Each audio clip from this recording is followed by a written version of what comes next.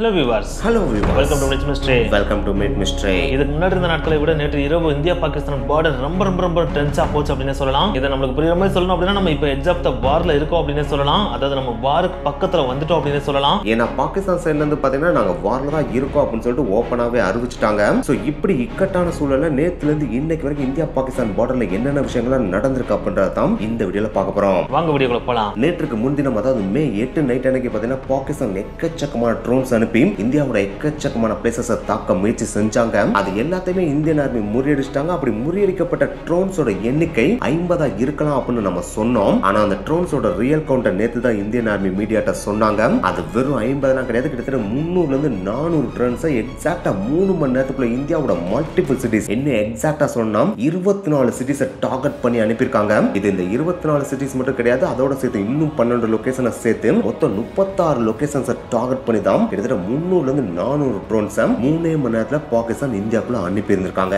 இப்படி அனுப்பப்பட்ட இந்த 300 இருந்து 400 ட்ரோன்ஸை Indian army S-400 triumph missile, Bharat 8 missiles, Akash missiles and DRDO anti drone டெக்னாலஜியை யூஸ் பண்ணி பிரெசைஸா எல்லாத்தையுமே முறியடிச்சிட்டாங்க. இப்படி இந்த 300 இருந்து 400 ட்ரோனை முறியடிச்சதுக்கு அப்புறம் அந்த ட்ரோன் எடுத்து செக் பண்ணி பார்க்கறப்ப இந்த ட்ரோன் எங்க மேனுஃபேக்சர் பண்ணப்பட்டிருக்கு தெரியுமா? துருக்கியில இருந்து தான் மேனுஃபேக்சர் பண்ணப்பட்டிருக்கு. சோ துருக்கியில இருந்து அனுப்பப்பட்ட அந்த ஒரு ட்ரோன் தான் இந்தியால எக்கச்சக்கமான பிளேஸ்க்கு அனுப்பி தாக்க முயற்சிக்கவும் செஞ்சிருக்காங்க. அதுவும் எதுக்கு இந்த 300 இருந்து 400 ட்ரோன் ஒரே டைம்ல 3 மணி நேரத்துக்குள்ள அவங்க மொத்தமா அனுப்புனாங்க அப்படினா நம்ம இந்தியாவோட ஏர் டிஃபென்ஸ் சிஸ்டம் எவ்வளவு தூரம் இருக்கு அப்படின்றத டெஸ்ட் பண்றதுக்காக தான் அனுப்புனாங்க அப்படினு இந்தியன் ஆர்மி சொல்றாங்க. சோ ஒரு பக்கம் பாத்தீங்கன்னா இப்படி ட்ரோன் அனுப்பி நம்மள தாக்க முயற்சிச்சாங்க. இன்னொரு பக்கம் பாத்தீங்கன்னா லைன் ஆஃப் கண்ட்ரோல் இருக்கு பாத்தீங்களா, அதாவது பார்டர் ஏரியா இருக்கு பாத்தீங்களா, அந்த ஏரியால எக்கச்சக்கமான இடங்கள்ல அத்துமீறி தாக்குதல் பண்ணிட்டு இந்தியாக்குள்ள பாகிஸ்தான் ஆர்மியும் டெரரிஸ்டும் நுழைய பார்த்திருக்காங்க. ஆனா அது எல்லாத்தையும் நம்ம பார்டர் செக்யூரிட்டி ஃபோர்ஸ் இருக்காங்க பாத்தீங்களா, அவங்க வெற்றிகரமா முறியடிச்சிட்டாங்க. அதுல குறிப்பிட்டு சொல்லணும்னா ஜம்மு அண்ட் காஷ்மீர்ல இருக்க சம்பா டிஸ்ட்ரிக்ட்ல கிட்டத்தட்ட 7 தீவிரவாதிகள் அத்துமீறி இந்தியாக்குள்ள நுழைய பார்த்திருக்காங்க. அவங்கள நம்ம BSF பாத்தீங்கன்னா சுட்டு வீழ்த்தவும் செஞ்சுட்டாங்க. அது மட்டும் கிடையாது, ஜம்மு அண்ட் காஷ்மீர்ல இருக்க பூஞ்ச் டிஸ்ட்ரிக்ட்ல பாத்தீங்கன்னா பாகிஸ்தான் அத்துமீறி நடந்த தாக்குதல்ல அப்பாவி மக்கள் நிறைய பேர் காயமும் முற்றாங்க, சில பேர் இறக்கவும் செஞ்சுட்டாங்க. இதுல சில கவர்மெண்ட் அபிஷியலும் அடங்குவாங்க. இது மட்டும் கிடையாது, நேற்று பாகிஸ்தான் அத்துமீறி எக்கச்சக்கமான ரெசிடென்ட்ஸ் வாழ்ற ஏரியாலே ட்ரோன் அட்டாக் பண்றதுக்கு ட்ரை பண்ணாங்க. அதுல குறிப்பிட்டு சொல்லணும்னா பஞ்சாப்ல இருக்கிற பரஸ்போர் அப்படின்ற இடத்துல ட்ரோன் அட்டாக் பண்ணதுல 3 சிவிலியன்ஸ் அப்பாவி மக்கள் காயமடைஞ்சாங்க. இதை தவிர்த்து பஞ்சாப்ல இருக்கிற இன்னும் சில பகுதிகள், ராஜஸ்தான்ல இருக்கிற சில பகுதிகள் அண்ட் ஜம்மு காஷ்மீர்ல இருக்கிற ஸ்ரீநகர் மாதிரியான சில பகுதிகளிலும் பாகிஸ்தான் அத்துமீறி பொதுமக்கள் வாழ்ற இடத்துல ட்ரோன் அட்டாக் பண்ண ட்ரை பண்ணாங்க. ஆனா அது எல்லாத்தையுமே இந்தியன் ஆர்மி முறியடிச்சிட்டாங்க. இந்த மாதிரி ஒரு பக்கம் பாகிஸ்தான் அத்துமீறி அப்பாவி மக்கள் வாழ்ற இடத்துல ட்ரோன் அனுப்பிட்டு இருக்கப்ப இன்னொரு பக்கம் இந்தியாவோட கீ டிஃபென்ஸ் இன்ஸ்டாலேஷன்ஸ் இருக்கும் பாத்தீங்களா, அந்த ஏரியாவை டார்கெட் பண்ணி ட்ரோன்ஸ் அனுப்பியிருந்தாங்க. அப்படி அனுப்பப்பட்ட இந்த ட்ரோன்ஸையும் இந்தியன் ஆர்மி பிரெசைஸா முறியடிச்சிட்டாங்க. அப்படி முறியடிச்சதுக்கு அப்புறம் அந்த ட்ரோனோட உதிரி பாகங்கள் கடக்கிற ஏரியாவை எடுத்து பார்க்கறப்ப பாகிஸ்தான் டார்கெட் பண்ண ஏரியாஸ் என்னென்ன ஏரியாவா இருந்திருக்குன்னா Awantipora airport station, Baramulla ammunition depot, Srinagar airport and Jammu காஷ்மீர்ல இருக்கிற BSF குரூப் சென்டர், இந்த மாதிரி இடத்துல தான் இதோட உதிரி பாகங்களை கண்டெடுத்திருக்காங்க. ஆனா என்னதான் பாகிஸ்தான் இந்த மாதிரி கீ பிளேசஸை தாக்குறதுக்காகவும் ட்ரோன் அனுப்பினாலும் அதையும் இந்தியன் ஆர்மி பிரெசைஸா முறியடிச்சிட்டாங்க.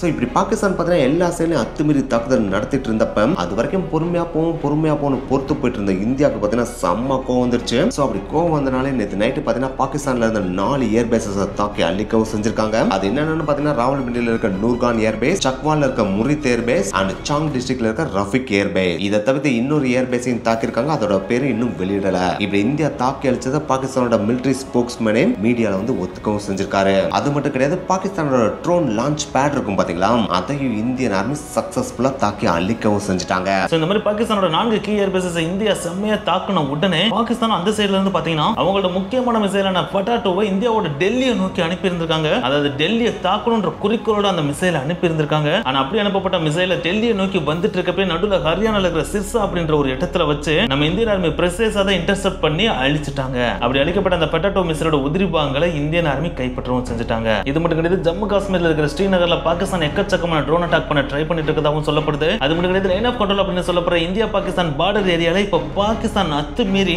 பீரங்கி தாக்குதல்களையும் இறங்கிட்டாங்க அப்படின்ற தகவல் வெளியே வந்திருக்கு. இந்த ஒரு தகவல் எவ்வளவு தூரம் உண்மை அப்படின்றது அபிஷியலா இந்தியன் கவர்மெண்ட் வெளியிடுற வரைக்கும் நம்ம வெயிட் பண்ணி தான் பார்க்கணும். அது மட்டும் கிடையாது, எல்லைப்புற மாநிலங்கள் எக்கச்சக்கமான பிளேஸ்ல பாகிஸ்தான் இப்ப ட்ரோன் அட்டாக் பண்றதுக்கு ட்ரை பண்ணிட்டு இருக்கதாகவும் சொல்லப்படுது. சோ இதெல்லாம் கம்பேர் பண்ணி பார்க்கறப்ப நம்ம இப்ப எட்ஜ் ஆஃப் தி வார்ல நின்னுட்டு இருக்கோம் அப்படின்னு தான் சொல்லியானோம். சோ அதனாலே பாத்தீங்கன்னா ஜம்மு அண்ட் காஷ்மீர்ல இருக்க டோடா டவுன்க்குலாம் பாத்தீங்கன்னா ரெட் அலர்ட்டை கொடுத்துட்டாங்க. அதாவது மக்கள் தேவையில்லாம வீட்டை விட்டு வெளியில வர வேணாம், நீங்க வீட்டுக்குள்ளே இருக்க தான் சேஃப் அப்படின்னு சொல்லிட்டு ரெட் அலர்ட் கொடுத்துட்டாங்க. அதுக்கப்புறம் ஸ்ரீநகருக்கு மேல பாத்தீங்கன்னா சர்ஃபேஸ் டு ஏர் மிசைல் சிஸ்டத்தை இந்தியா ஆக்டிவேட் பண்ணிட்டாங்க. நேற்று 24 ஏர்போர்ட்டை ஷட் டவுன் பண்ணியிருந்ததை இன்னைக்கு அதிகரிச்சு 32 ஏர்போர்ட்டா ஷட் டவுன் பண்ணிட்டாங்க. அதுவும் மே 15ஆம் தேதி வரைக்கும் இந்த ஷட் டவுன் அமல்ல இருக்கும் அப்படின்னு அறிவிச்சிட்டாங்க. இதுக்கெல்லாம் மேல குஜராத்ல பாத்தீங்கன்னா மே 15ஆம் தேதி வரைக்கும் எந்த ஒரு ஈவென்ட்லயும் ஃபயர் கிராக்கர்ஸ் கிராக்கர்ஸும் வெடிக்க கூடாது, ட்ரோன்ஸும் யூஸ் பண்ணக்கூடாதுன்னு ஆர்டரும் போட்டாங்க. முக்கியமா வாக்கி டாக்கி மாதிரியான பிசினஸ் நீங்க இ-காமர்ஸ்ல பண்றீங்க அப்படின்னா ப்ராப்பரா நீங்க கவர்மெண்ட் லைசன்ஸ் வாங்கியிருந்தா மட்டும்தான் பண்ண முடியும். இதை தாண்டி இந்த இக்கட்டான சூழல்ல இன்னும் சில சர்டிபிகேட்ஸ் கவர்மெண்ட் கேக்குது. அந்த சர்டிபிகேட்ஸ்லாம் உங்கள்கிட்ட ப்ராப்பரா இருந்தா மட்டும் தான் அந்த பிசினஸ் பண்ண முடியும். சப்போஸ் அந்த சர்டிபிகேட்ஸ்லாம் எதுவும் இல்ல, லைசன்ஸ் இல்ல அப்படின்னா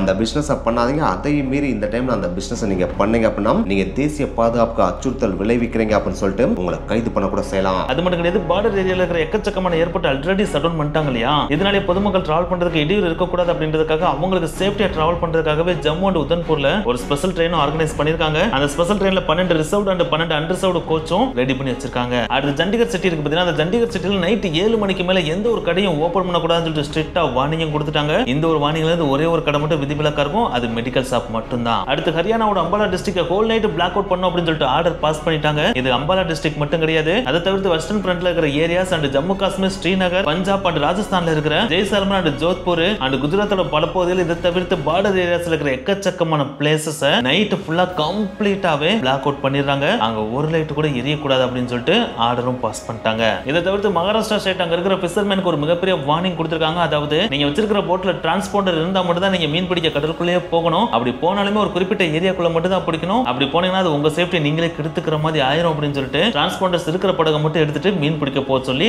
ஆர்டரும் பாஸ் பண்ணிட்டாங்க. இந்த டிரான்ஸ்பாண்டர்ஸ் அப்படின்றது வேற எதுவும் கிடையாது, சிக்னல்ஸ் அனுப்பி சிக்னல்ஸ் ரிசீவ் பண்ணக்கூடிய சிஸ்டத்தை அவங்க போட்ல வச்சிருக்கணும். அது இருந்தா மட்டும் தான் அவங்க எங்க இருக்காங்கன்றதை ஐடென்டிஃபை பண்ணவே முடியும். அதுக்கப்புறம் இந்திய சுகாதார அமைச்சகம் பார்த்தீங்கன்னா இப்ப எல்லாரோட லீவையும் கேன்சல் பண்ணிட்டாங்க. எந்த ஒரு சிச்சுவேஷன் வந்தாலும் அதை நம்ம எதிர்கொள்ள தயாரா இருக்கணும் அப்படின்னு சொல்லிட்டு அவங்கள ப்ரிப்பேர் பண்ண ஆரம்பிச்சிட்டாங்க. அதுக்கப்புறம் Delhi municipal council and municipal corporation of டெல்லியும் பார்த்தீங்கன்னா எல்லா ஆபீசர்ஸோட லீவையும் கேன்சல் பண்ணிட்டாங்க. இப்போதைக்கு மறு ஆர்டர் வரும் வரை யாருக்கும் லீவ் கொடுக்கப்பட மாட்டாது அப்படின்னு சொல்லிட்டு ஆர்டரும் பாஸ் பண்ணிட்டாங்க. அதுக்கப்புறம் ஒடிசா கவர்மெண்ட்டும் பார்த்தீங்கன்னா ஐபிஎஸ் ஆஃபீஸர் எல்லாரோட லீவையும் கேன்சல் பண்ணிட்டாங்க. இந்த இக்கட்டான சூழல்ல எந்த ஒரு உயர் பதவியில இருக்கவங்களுக்கும் லீவ் கொடுக்க முடியாது அப்படின்னு சொல்லிட்டு ஆர்டரும் பாஸ் பண்ணிட்டாங்க. அதுக்கப்புறம் ரிசர்வ் பேங்க் ஆஃப் இந்தியாவும் எல்லா பேங்குக்கும் வார்னிங்கும் கொடுத்திருக்காங்க. எல்லா பேங்கும் அவங்களுடைய சைபர் செக்யூரிட்டியை இன்க்ரீஸ் பண்ணிக்கோங்க. ஏன்னா இந்த இக்கட்டான சூழல்ல சைபர் அட்டாக் நடக்கிறதுக்கான வாய்ப்பு அதிகம். சோ உங்களுடைய சைபர் செக்யூரிட்டியை இன்க்ரீஸ் பண்ணி பாதுகாப்பா வச்சுக்கோங்க அப்படின்னு சொல்லிட்டு வார்னிங்கும் கொடுத்துட்டாங்க. அதுக்கப்புறம் உலகத்தில் இருக்க பெரிய நாடுகளான யுஎஸ் ஆபீசர்ஸா இருந்தாலும் சரி, சைனா ஆபீசர்ஸா இருந்தாலும் சரி, இல்ல சவுதி அரேபியாவோட ஆபீசர்ஸா இருந்தாலும் சரி, இல்ல G8ல இருக்க எல்லா கண்ட்ரீஸோட ஆபீசர்ஸா இருந்தாலும் சரி, எல்லாருமே இந்தியாவும் பாகிஸ்தானும் போற எஸ்கலேட் பண்ணாதீங்க, ரெண்டு பேரும் பேசி சுமூகமா முடிவு எடுத்துக்கங்க அப்படின்னு தான் சொல்றாங்க.